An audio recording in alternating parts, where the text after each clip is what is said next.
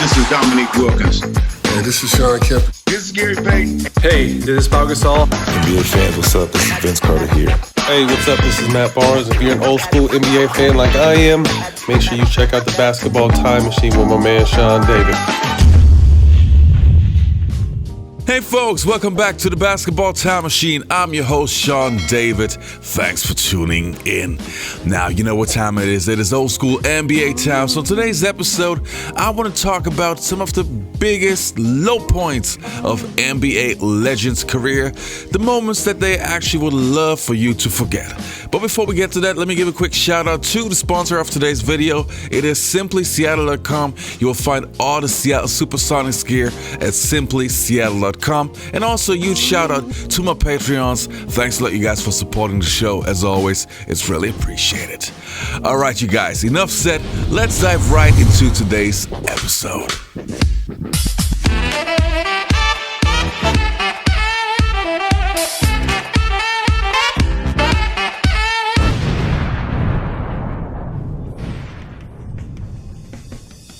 So, where do we start? Now, let me take you back to the mid-1990s when the Los Angeles Lakers were one of the hottest teams simply because of Shaquille O'Neal and the young fella called Kobe Bryant, who not only reminded you of Michael Jordan, he literally played like Michael Jordan. Well, this statement is kind of right. Even as a rookie, Kobe Bryant was not only a player who loved to posterize you, but also to embarrass you with nice crossovers and some other spectacular moves. Thanks to Kobe, Nick Van Exel, Eddie Jones, and Shaquille O'Neal, the Lakers made it to the playoffs where they would face the very experienced Utah Jazz. When the game was on the line, none of the Lakers players was willing to take responsibility and to take the deciding shots. So head coach Dale Harris decided to give the rookie the ball. This was Kobe's time to show that he was just like his idol, Michael Jordan. But at the end, it would turn out to be a disaster. The young rookie straight from high school. 8 seconds left. Bryant guarded by Russell. 5 seconds left. 4. Bryant drives. Pull up. Shot on the way. No good. Carmelo rebounds. We go to overtime. Goodell and Campbell, the Lakers get the tip. One down. Wide right. Van Exel fake stock away. Cross court left. Open Kobe Bryant for 3. Another air ball. He shoots back-to-back air balls. Jazz basketball. Van Exel backs it out, straight away to Kobe Bryant. Bryant for 3, it's short again, air ball. Air ball, the young rookie, 3 times. He shot air balls, here at pressure. Stockton with the ball, 37 seconds left. Stockton to Horty, Hornacek drive right side, go to the hoop, scoop it up, won't go. Rebound in the far corner, grabbed away by the Lakers to Van Exel. Van Exel front court, Jazz with him. Stockton all over him, 8 seconds, 7 seconds. Here's a three-pointer, air ball again by Kobe Bryant. Another air ball, 4 seconds left. It's Stockton, it's over, it's over. I do believe, it's over. It's all over. Bears knock the Lakers out, 4 games to 1. Next on my list, I have Isaiah Thomas. Now, no matter if you like Isaiah Thomas or you don't like him, there's no denying that he was a sensational basketball player. Simply put, one of the best point guards who ever touched an NBA basketball. He had many iconic performances and was known to be a player who could perform in the clutch. But right before the Bad Boy Pistons would win their back-to-back championships, he would make one of the most devastating passes in NBA history. While playing the Boston Celtics in the Eastern Conference Finals, the Pistons had the Celtics right where they wanted to have them. Only a few more seconds to go and they would have beaten the unbeatables. And then, down by 5 points in the fourth quarter, Boston was on the brink of a 3-2 series deficit. They rallied to go up by 1 and hoped to hold on. All right, it goes now quickly over to Lambeer, back to Thomas. Thomas bringing the ball up top. Starts the drive. Goes again. Starts to drive again. Stops. Thompson hits it. All right, it's 107-106, but there are 17 seconds left. And Boston will get another crack at it. The Celtics had a final chance to pull out the win, and all eyes were focused on one man. Larry Bird, basketball's undisputed miracle worker. All right, Bird is putting the ball on the play, and Dumars comes over to get right on DJ, and DJ gets the pass anyway. All right. 14 seconds left. On the left, it goes to Bird. Bird guarded by Mahorn. Drives around him. Goes on in. And the ball gets knocked out of bounds by no, they call it the other way. And now there's a steal by Bird. Underneath the DJ, lays it in. Right at 1 second left. What a play So by I grabbed the Bird. ball Bird from the referee. stole the Lambier's a good foul shooter. I never had taken the ball out. That wasn't my thing, right? I throw it up. Bird sneaks in. I didn't even see him. From one all-time point guard to the other, let's talk about Magic Johnson and the 1984 NBA Finals.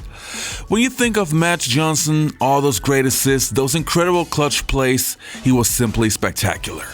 But in 1984 in the NBA Finals versus the arch rival, the Boston Celtics, Magic would have the worst performances of his entire NBA career.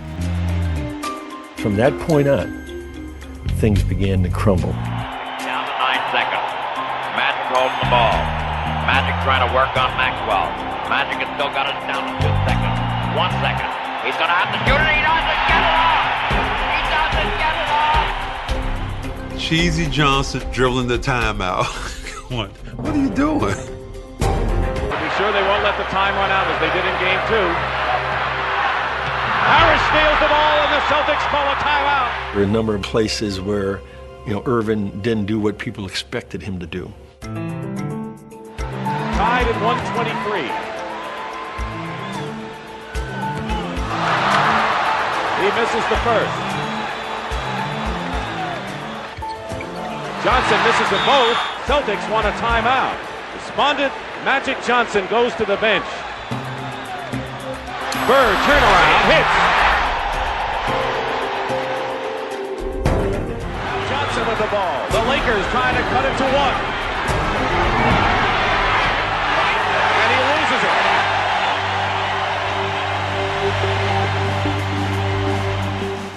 Now next on my list we have the GOAT himself, Michael Air Jordan.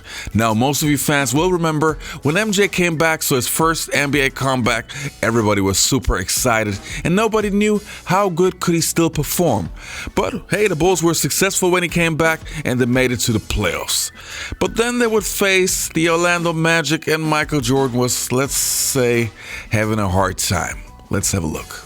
The Orlando Magic, who had clearly been the best team in the NBA at that point, were determined to show that Michael Jordan was human. And in the crucial minutes of Game 1, Michael Jordan would lose the ball 2 times in a row. And Jordan spinning his way against Anderson. Here comes Hardaway. For Bryant. The Magic by 1. 6 and 2/10 seconds to go. Another look as Nick Anderson did it from behind. Chasing Jordan, knocked it away, leading to this. And Penny Hardaway finds Horace Grant. Will throw in. Jordan played by Royal. Jordan, the pivot. And a lovely Orlando ball. Michael had the shot, but decided to pass on. The same year, Nick Anderson, who heroically stole the ball from MJ, would have his lowest NBA moment only a few weeks later. It is the NBA Finals between the Orlando Magic and the Houston Rockets, and the Magic had a 20-point lead before the Rockets made a huge comeback. In the last seconds of the game, Nick Anderson only has to make 1 free throw for the Magic to win, but then this happens. Well, this is why you need rebounding, and Hakeem Olajuwon, one of the best rebounders in the league, only has 4 in this game. He was actually walking the other way. It looked like the smallest player on the floor, Kenny Smith, had reached inside position. He couldn't handle it, but the Rockets had hurt themselves on both boards. Nick Anderson making his first appearance at the line, usually a dependable free throw shooter. The Magic with all kinds of difficulties at the line this season, particularly in fourth quarters. Today, though, Orlando 12 of 15 at the line. And Anderson missing on both, but gets to the rebound and again draws the foul. 7 and 7/10 seconds. Anyway, they're going to do it by committee, and another miss by Nick Anderson. Well, The 3 to make 4 rule. That's in effect, I believe, yes. And he misses 4 straight.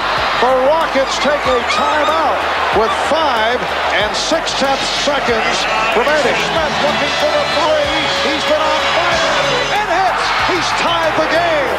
All right, you guys, again, that was it for today's episode. I hope you enjoyed the content. Please leave a like if you did, and also subscribe to the channel if you're new to the show. I hope you all be healthy, take care, and see you next time on the Basketball Time Machine.